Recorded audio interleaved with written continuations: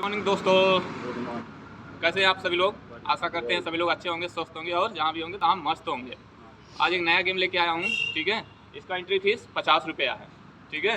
जो इसको बताएगा 50 रुपया एंट्री फीस लगेगा और 100 रुपया प्राइस है इसका। जो जीतेगा 100 रुपया है। क्वेश्चन ये है, एक रात में एक स्कूल और एक मंदिर, स्कूल मंदिर अस्पताल तीनों जगह आग लगी, ठीक है। तो एम्बुलेंस की गाड़ी सबसे पहले कहाँ जाएगी। एक रात, ठीक है, एक स्कूल, एक अस्पताल, एक मंदिर, ठीक है, में आग लगी, ठीक है। फायर ब्रिगेड की गाड़ी सबसे पहले कहाँ जाएगी।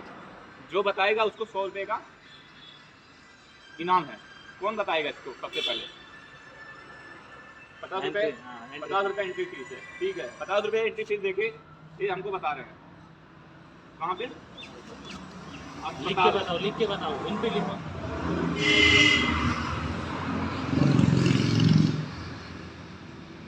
अस्पताल।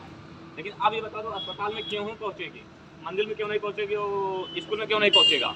स्कूल में रात में बच्चे रहते हैं ना, मंदिर में रात में आदमी रहते हैं, हाँ, अस्पताल में 24 घंटे आदमी रहते हैं। हाँ, इसलिए हम अस्पताल पहुँचेंगे। सही कह रहे हैं, सही कह रहे हैं ना।